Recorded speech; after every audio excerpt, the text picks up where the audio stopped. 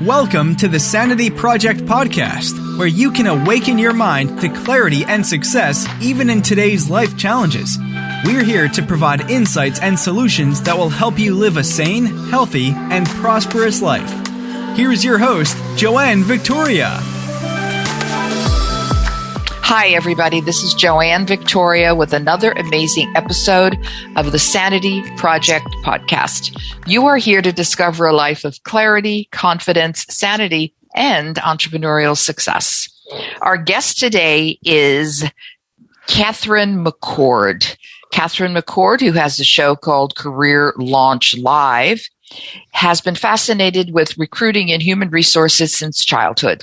She founded Titan Management, a national recruiting and consulting firm, in 2014 with the dream of innovative hiring and to help entrepreneurs realize their dreams without breaking the bank. She is also striving to improve the hiring process on a national level by spreading good practices and generating proactive conversations via media and speaking engagements. In April 2020, Katherine founded a career show called Career Launch Live. We'll talk more about that later, and welcome to the show, Katherine McCord.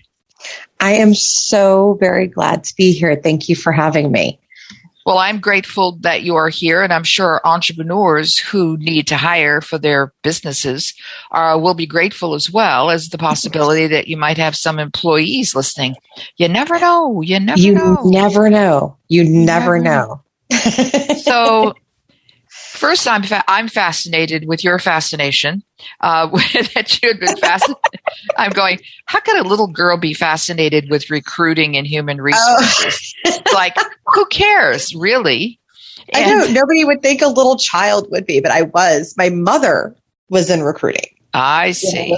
Yeah, she worked for a hospital and she did nurse recruiting, and she would travel around and do conventions and things like that. So, and I would get to go with her. By the way, it was really interesting. And so I was the little girl who would set up conventions in my room with all my stuffed animals. And I would have my mother come in and fill out resumes and interview with me as different people. And I would pick one and hire them. And what kind of people did you hire? I don't remember. It's been too many years, but I was always, interested in my mom would come up with these, hilarious personalities to sit there and play with me. And she told me later that some of that was based off of things that she actually saw at work, some of the hilarious things she actually saw at work. I'll bet. And some of it was just silly, just for a little girl, but I enjoyed that kind of thing. And so I guess I just kind of grew up being interested in the process of hiring and people management. Yeah, and learning about people and what they want, what they desire, and how you can make a good fit. So I would imagine you do quite well on your business. I noticed on your website, and also what you're talking about today, is hiring true diversity versus token hiring and building an effective, inclusive hiring process. How important is diversity hiring? It's everything. And actually, I want to first clarify what true diversity is, because a lot of people have a misconception about diversity hiring right now. And so a lot of people picture diversity hiring as meaning I have this many women, this many minorities, that's the end of it. But true diversity hiring encompasses everything from your personality type to your neurodiversity, which is everything from like ADHD, bipolar disorder, autism, things like that, to race, gender, preference, all of that, your background, your education. Having true diversity means having people all over the spectrum in all of these different categories. And it is very different from tokenism. Tokenism is, okay, well, we decided we don't want to have a whole bunch of white people, so we're going to hire 3 Black people, 2 women, and 1 Mexican, and maybe a couple of Asian people. Okay. And people actually do that, by the way. This is still something that's still done. I've even had clients request that before they learn better. It really does still happen very, very frequently in the world. And it's not effective. So true diversity hiring is important because according to multiple studies, including one by Boston Consulting Group, it will increase your revenue by an average of 20%, which is awesome. How to explain that? So it's really simple. So when you break down, what you start to realize, and what this study showed, was that because these people could relate, because you had more people in your organizations that could relate to a bigger customer base, different innovations happened, different creativity happened, different marketing strategies happened. And that's what brought in this extra business. Not to mention, then you have better customer service reps that better service your people, your clients. And it just all cumulatively. I can't say that word today. It's a tough word, cumulatively. Don't worry about it. I couldn't say Florida earlier. I mean, good grief, this is not my day for talking. I have a question because my experience with the corporate world is one of the largest, probably the largest company in the world, where I worked at years ago. And their idea of diversity was hiring a woman. And and it's it is, I guess. And it still is to a certain extent. But when you're telling me that income is increased, or is it income or profits? Increased. So it's profit. Your revenue will increase an average of 20% by so more people on this lengthy sentence you had, females, different people, different yes. races, different genders. How does that customer base expand? So when you have, it is actually a psychological fact. And there are, again, multiple studies about this. And actually on my show, we've talked about this as well. People they automatically, just pre-programmed, not even consciously, seek out others like them. And they seek out something that's familiar and comfortable, right? That's just normal. That's human nature. And so when they are speaking to someone who is like them, or when they see messaging that's the way that they would have written it, or when they see an image that's the way that they would have wanted it to be done, that makes them feel comfortable, that makes them feel drawn to you, and it creates that emotional connection that is the real draw to customers. People always make the mistake of thinking that it's all, your pricing, or, oh, I have this fancy product. Well, yeah, that helps. But just as with anything else, ultimately, we are very emotional beings. Even the more logical people are very emotional, and they will go to something.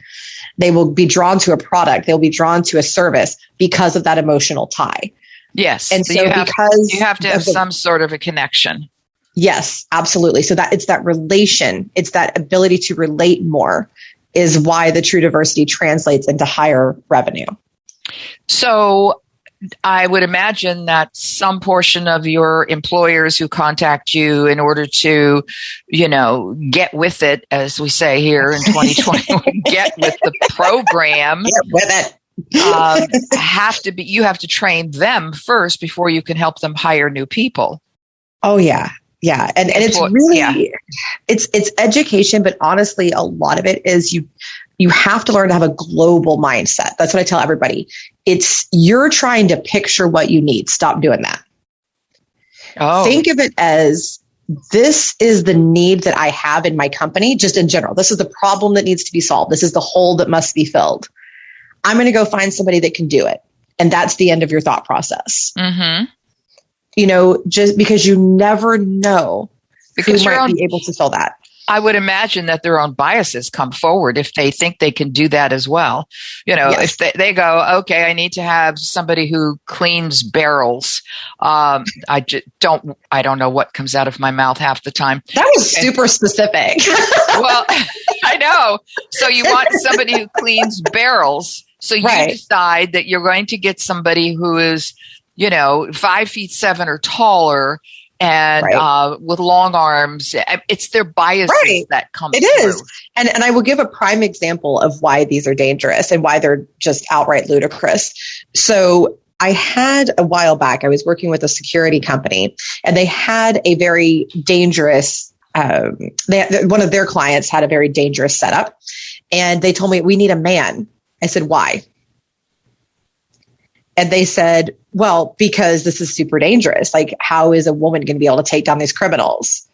I said, I was like, first of all, I don't know if you know this, but there are plenty of female police officers and things like that out there, But what I told it, and I said, military, all of that. So I said, how about we just say they need to have XYZ skills? Yeah, that too. Let me tell you, XYZ skills. And so they said, oh, okay, fine.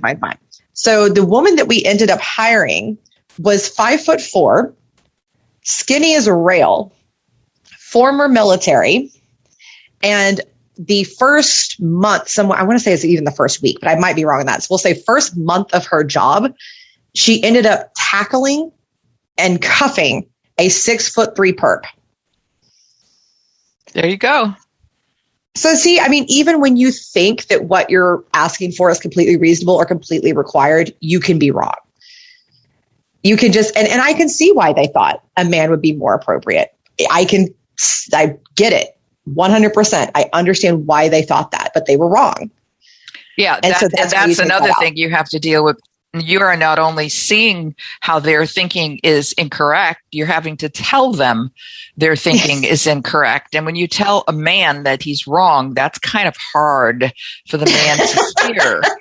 It's true for anybody, but I will say some of the guys tend to take it a little harder, at least visibly. I don't know if they actually do take it harder, but at least visibly, they do.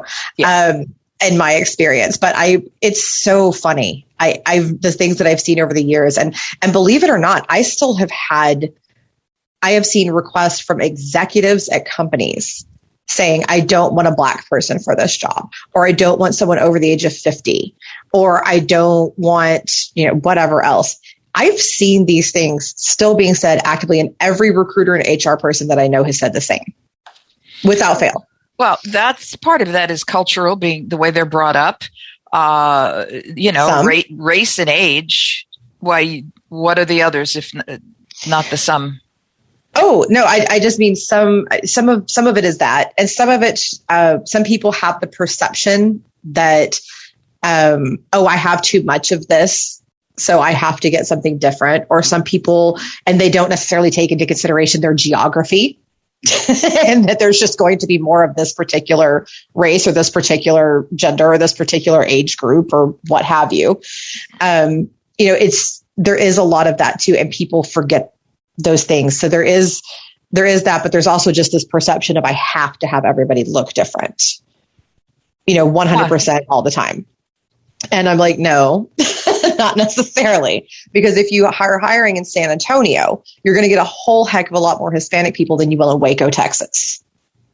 Right.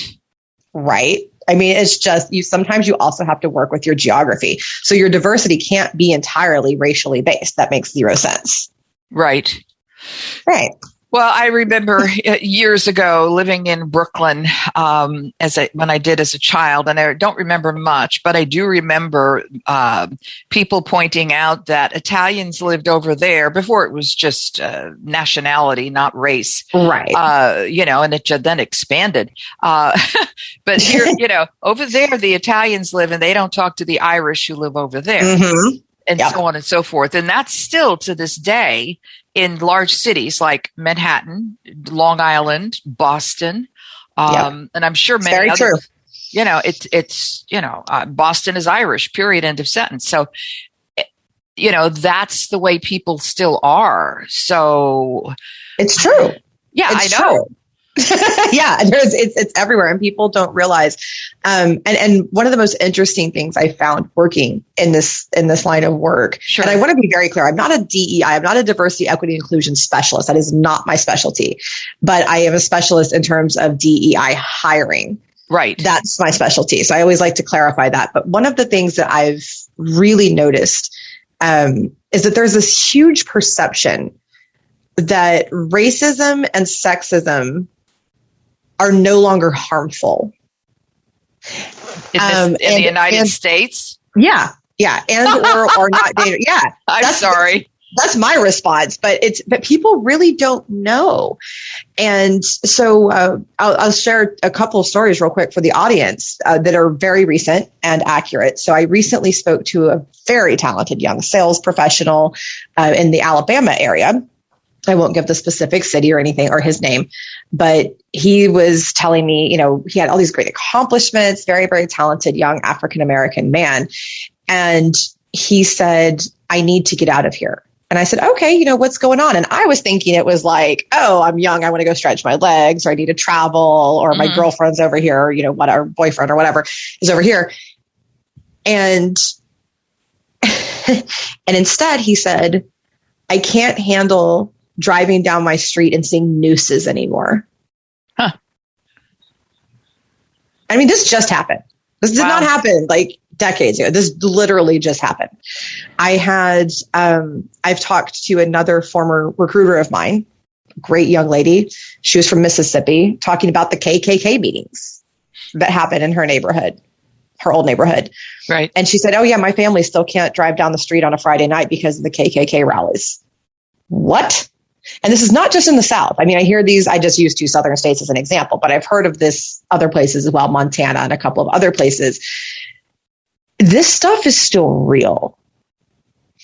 And people forget that. They think, oh, we've come so far, we've done all these things, and we've made progress. I'm not going to negate that. We've made progress, but these things are very real. So the other thing to remember, because a lot of people are, they have very strong political opinions and all of that. But when a group of people is telling you that something is wrong, whether you want to hear it or not, whether you agree or not, there is something in fact wrong.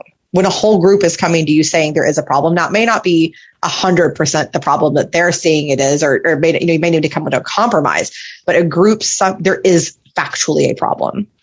And so when you're approaching certain groups, because I've had some employers tell me that they're having trouble getting minorities in the door, or they're having trouble getting LGBTQ in the door, or or neurodiverse or handicapped or whoever it is. And I said, well, the problem is probably, and I don't mean this offensively, it's probably your approach. We need to work on that. Let's look at what we can do. And you need to remember that sometimes, depending on where you are, this group may not feel like they can trust you. True. For instance, and I used Waco as an example earlier, I know an employer there who's having trouble getting LGBTQ because there's no trust built up. And actually in Alabama, oddly enough, and also in Tennessee, I have seen companies have trouble getting Black candidates to come in the door. Well, I'm listening to this, and my mind is also whirling in the background. Number one, I live near Seattle. It's like I could throw a ball and hit it. And then before that, I lived in San Francisco, and before that, I lived in upstate New York, which was, I can't remember. It's a blank, because I've made it a blank. And prior to that, I lived in Brooklyn, and my experience is limited probably to the sexism issue, which has been around for still is. It's been big. And when I see some of these current issues, and I'm not going to put everybody in a pile, but some of it recurs when the pot is stirred politically. And and it's not just that is the way it is. It's not a constant. In my opinion, in my awareness through sports, through all sorts of things, there's a flurry, things happen, and everything comes to the top. And then, of course, you have a hard time of differentiating to the people, the employers that you work with, and how to, change your language so that you attract different kinds of people. I think there's always, those issues are always there, but I think you're right that anything political, or in the media period, let's just say in the media period, because that's just fact. Anything in the media can affect us. So anything in the media can make things more inflamed. That's the term I like to use, more inflamed. And so it's not that wasn't there. It's that it inflames it. It brings that pain to the surface, right? So that's you, and you do have to account for that as when you're in hiring. But the other thing too that I try to stress to people is again, don't target specific groups. Make sure that everything you're doing is open. Make sure everything you're doing is inclusive. And for instance, one thing I tell people is get rid of these for so many reasons, get rid of these long application processes. Oh my God, they're terrible. First of all, they're just awful. Nobody wants to do that. I know that there are 2 very large tech companies who happen to own the other half of the world, and they put out applications, because you're not supposed to ask somebody how old they are if they haven't been hired. There's several things you're not supposed to do, because not only is it illegal and unethical, it's downright fucking nasty. Oh, I said that word. Agreed. And I've seen people, I know people who just will not apply to these companies because the way that, well, one of the questions they ask is, when did you graduate high school? When did you graduate college? Yeah. And people don't, and that's sneaky. That's a sneaky way to discriminate. It's beyond sneaky. And some people just answer these questions. It's like, no. And the ones that are angry are the ones that come to me and say, they're not supposed to do that. They're just trying to find out how old you are. Yes, 100%. And by and large, everybody is younger today anyway because of whatever's going on. Good food, whatever, fresh air. But 60 is the new 50. I mean, it's I'd go so far as to say, except in work, I'd say sometimes the new 40.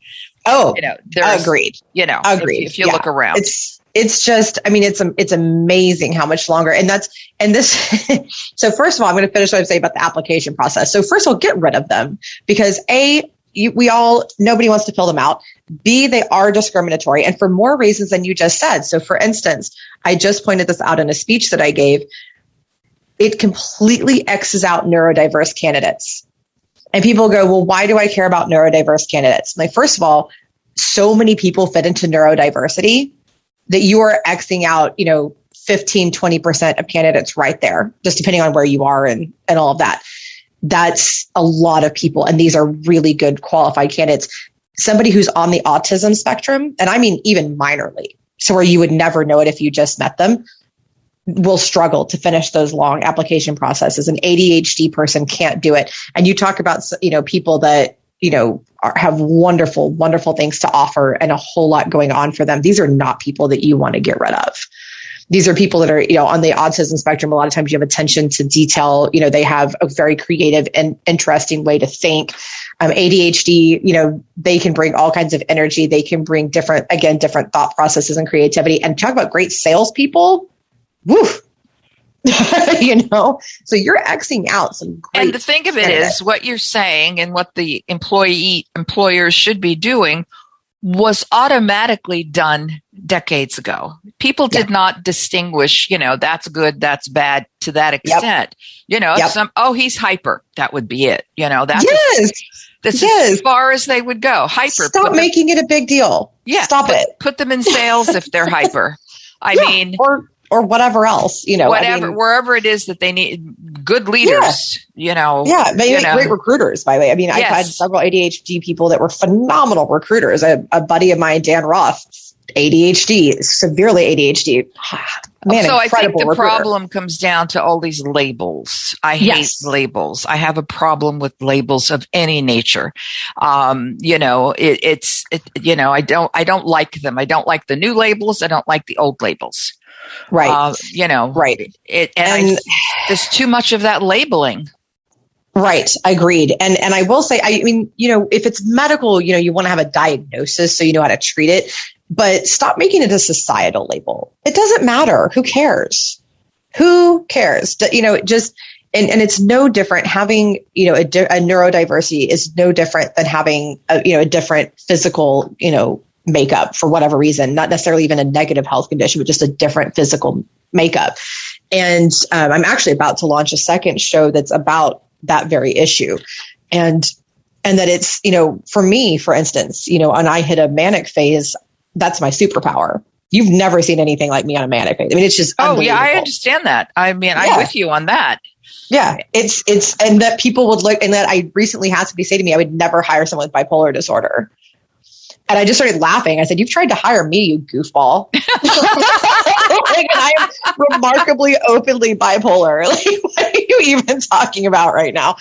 But people have these preconceived notions, right? And biases are natural, right? That's actually, they're programmed into us to keep us safe, but we have to check them because sometimes we have false information and false positives for our biases. And we just have to check those. And for instance, with women, because I know that's, a hot button issue for you too. So a friend of mine, Tara Furiani, is about to do an episode on this tomorrow and talking about the idiotic questions that women get asked that men do not get asked. And one of them being, who's taking care of your kids?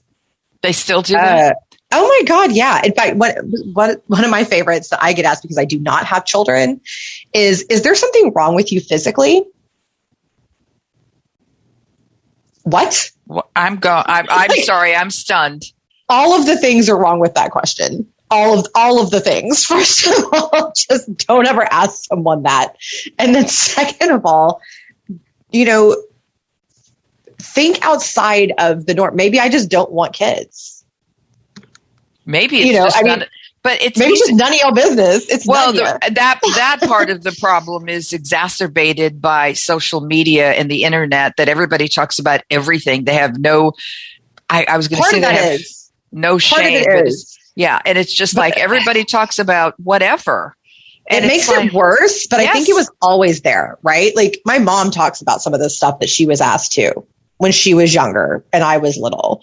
So, but I think it's gotten worse, like to your point, because of things like social media, because people just put their business out there. Right. I had a candidate recently tell me that in a job interview, they asked me, was she part of the hashtag Me Too movement?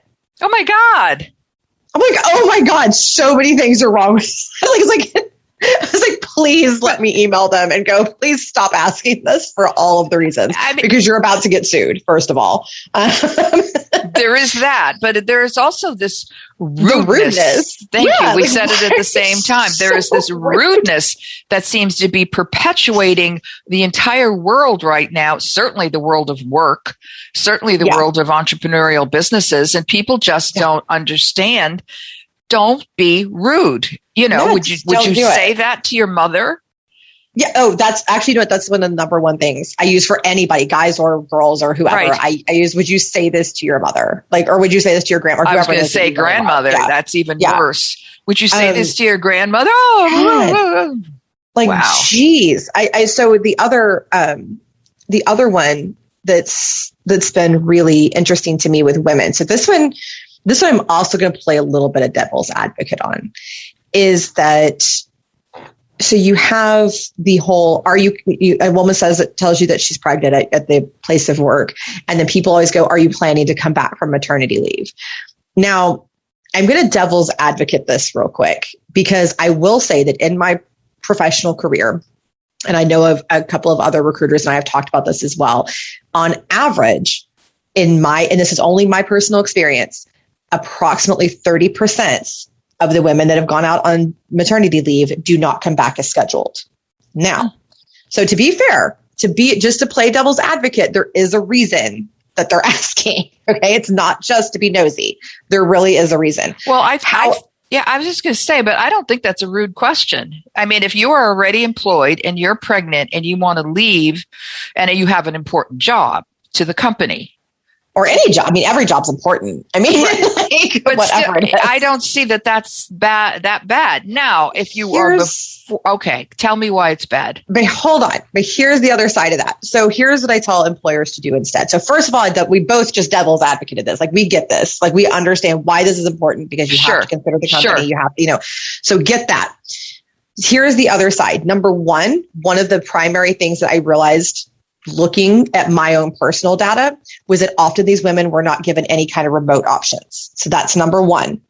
Be flexible, give people some options, and also pay your people better so that it's worth them coming back and paying for daycare. But that's a whole other conversation.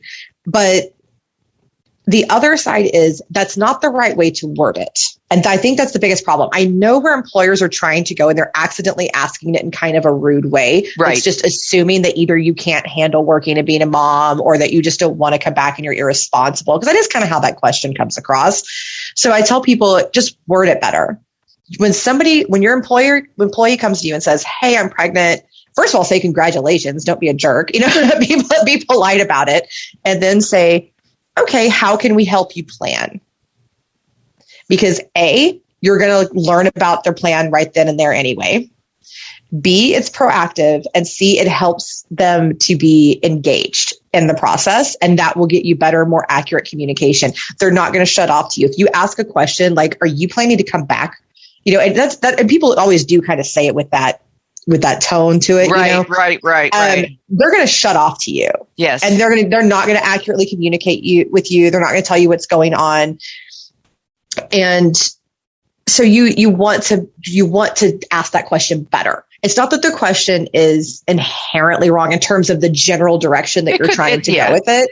You just have to word it better. Just don't say it's snooty. Ask it in a way that they want to talk to you. They want to engage with you and that type of thing. That's just better. That's just better people relations. That's all. I really think that honestly, that question is geared more towards just understanding for the business needs, but it comes across so rude. Yeah. People have to be kind. Yeah. And respectful. And they're not necessarily all the time. Well, it sounds as if you do a grand job of helping companies learn what true diversity is, as opposed to token hiring, how they can increase their revenue, and how they can hire people that would benefit the company. So how can people find you, Katherine? I am everywhere. You can. Okay, so somebody Google everywhere. I'm on LinkedIn. I am the only Katherine McCord seems to be on LinkedIn, which is kind of interesting. So you can find me there. You can find me on my show site, careerlaunchlive.com. You can find me on my website, titanmanagementusa.com. And you can always email me at kmccord@titanmanagementusa.com. Okay. Everybody have it?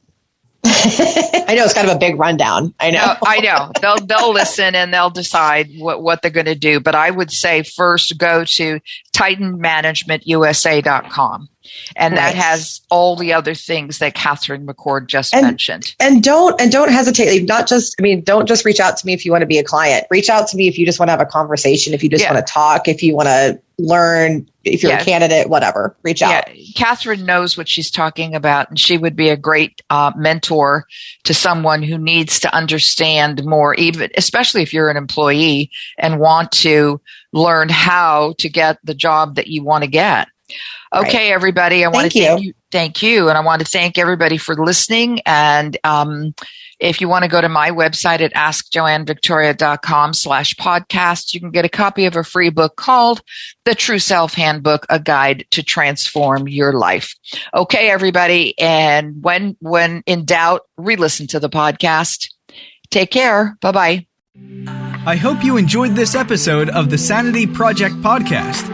Please go to askjoannevictoria.com to listen to more podcasts. Check out Joanne's coaching programs and get a free copy of her report, 5 Steps to Achieve Life-Work Harmony. That's askjoannevictoria.com. Take care, and thanks for being here.